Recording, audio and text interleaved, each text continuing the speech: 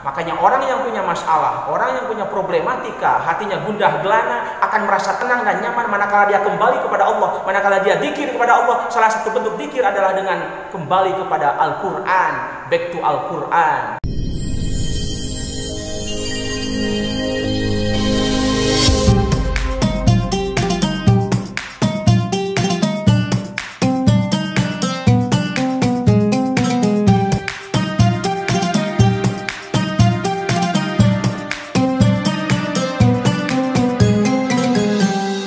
Assalamualaikum warahmatullahi wabarakatuh. Pemirsa yang dirahmati Allah Subhanahu wa taala, pada hari ke-19 di bulan Ramadan ini saya akan membahas tentang 6 fungsi Al-Qur'an. Fungsi nomor 1 sampai nomor 4 terdapat dalam beberapa surah dan beberapa ayat sebagai berikut. Yang pertama, dalam Al-Quran surah Yunus ayat 57. A'udzu billahi minasyaitonir rajim. Bismillahirrahmanirrahim. Ya ayyuhan nasu qad ja'askum mau'idatum min rabbikum wa shifaa'un lima fis sudur wa hudaw wa rahmatul lil mu'minin. Kemudian juga terdapat dalam Al-Quran surat Al-Baqarah ayat yang kedua, Dzalikal kitabu la raiba fihi hudan lil muttaqin. Lalu disusul juga dalam Al-Quran surat Al-Baqarah ayat 185, Syahrul Ramadan alladzi unzila fihi al-Qur'an hudan linnasi wa bayyinatin minal huda wal furqan. Kemudian dalam Quran surat Al-Isra atau Bani Israil ayat 82 Allah berfirman, wa nunazzilu minal qur'ani ma huwa shifaa'u wa rahmatul lil mu'minin wa la yazidudz zalimina illa khasara. Pemirsa, dari beberapa ayat yang terdapat dalam beberapa surat Al-Quran tersebut, maka fungsi nomor 1 sampai nomor 4 akan saya bahas satu persatu. Fungsi yang pertama adalah Al-Quran sebagai mau'idhah. Ja'askum mau'idhatum min rabbikum. Al-Quran sebagai pelajaran, sebagai mau'idhah, sebagai ilmu pengetahuan. Al-Quran adalah gudangnya ilmu pengetahuan. Tentu karena Al-Quran merupakan gudangnya ilmu pengetahuan, wajib hukumnya kita mengkaji Al-Quran. Wajib hukumnya menggali dan menemukan berbagai macam ilmu pengetahuan yang terdapat dalam Al-Quran. Al-Quran lebih dari sekedar mengandung akidah, syariah, atau ibadah maupun akhlak, tetapi berbagai macam hal yang berkaitan dengan teknologi, yang berkaitan dengan alam, yang berkaitan dengan aturan-aturan hidup, aturan main dalam kehidupan ada dalam Al-Quran. Maka Al-Quran sebagai pelajaran ataupun mau'idhah yang sangat berharga bagi kita. Al-Quran dengan demikian full of the lessons, penuh oleh pelajaran-pelajaran. Yang kedua, fungsi Al-Quran adalah sebagai syifa. Syifa itu adalah sebagai penawar, penyembuh atau obat. Betapa ketika kita hati ini banyak masalah, gundah gelisah, banyak problematika, maka di saat itu sangat pantaslah kita mengadu kepada siapa? Hanya kepada Allah Subhanahu wa taala. Apalagi penyakit-penyakit hati seperti ghibah, fitnah, iri, dengki, jahil, ingin mendolimi orang, menyakiti orang dan lain sebagainya. Penyakit-penyakit hati seperti itu dapat sembuh dengan kita mendekat kepada Allah Subhanahu wa taala, salah satunya dengan Al-Qur'an. Dalam Al-Qur'an surat Ar-Ra'd ayat 28 Allah berfirman, "Alladzina amanu wa tatma'innu qulubuhum bi dzikrillah, ala bi dzikrillah tatma'innul qulub."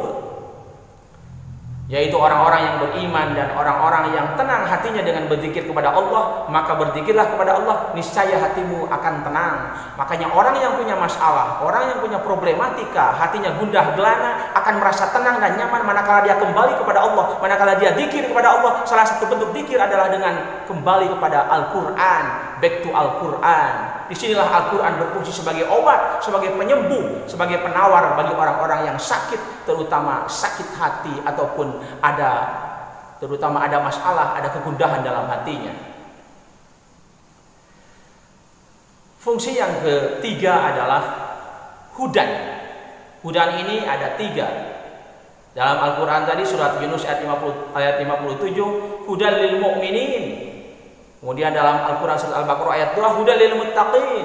Kemudian dalam Al-Baqarah ayat 185, hudan linnas, petunjuk bagi orang-orang yang mukmin, petunjuk bagi orang-orang yang takwa, dan petunjuk bagi manusia. Yang namanya petunjuk berarti Al-Quran menjadi semacam pembimbing kita dalam hidup. Wa hadainahun najdain, Allah telah menyediakan kepada kita 2 jalan. Silahkan kepada kita untuk mengambil, apakah kita akan mengambil jalan benar atau jalan yang salah, tergantung kepada kita. Apakah kita ingin menjadi hamba Allah ataupun justru menjadi budak syaitan? Tentu sebagai orang yang beriman kita akan mengambil jalan yang lurus, mengambil jalan hamba Allah, bukan mengambil jalan budak syaitan. Al-Quran menunjukkan kepada kita jalan yang lurus, syiratal mustaqim. Fungsi yang keempat adalah rahmat. Al-Quran ini sebagai rahmat, sebagai kasih sayang Allah kepada hambanya, kepada manusia. Rahmatan lil alamin, sebagai kasih sayang kepada segenap penghuni alam ini. Maka karena Al-Quran sebagai kasih sayang kepada kita, kepada manusia dari Allah Subhanahu wa Ta'ala, wajib hukumnya bagi kita untuk memberdayakan kasih sayang ini di jalan yang benar, untuk memberdayakan kasih sayang Allah dalam bentuk Al-Quran ini, diimani, diilmui, dikaji, dihayati, diamalkan, dan didakwahkan kepada orang lain atau diajarkan kepada orang lain. Jangan sampai Al-Quran yang ada di rumah kita simpan saja seperti museum, hanya dilihat saja, hanya dibersihkan aja, hanya disentuh saja tanpa dibaca, dipahami maupun dihayati, apalagi diamalkan, diajarkan. Fungsi yang ke-5 dan yang ke-6 ini terdapat dalam Al-Quran tadi, dalam Al-Baqarah ayat 185, kemudian juga dalam surat Al-Furqan ayat 1, Tabarakalladzi nazzala al-Furqan ala 'abdihi liyakuna lil 'alamina nadhira. Kemudian juga dalam Quran surat Toha ayat 2 dan 3, Toha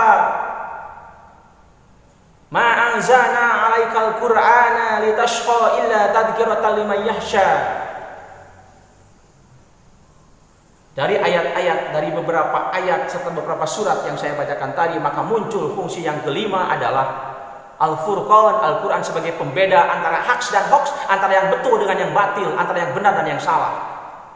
Terakhir, fungsi Al-Quran itu adalah sebagai tadhkirah, peringatan, tadhkiratan liman yakhsha, begitu dalam Al-Quran surat Toha, sebagai peringatan bagi orang-orang yang takut kepada Allah Subhanahu wa Ta'ala.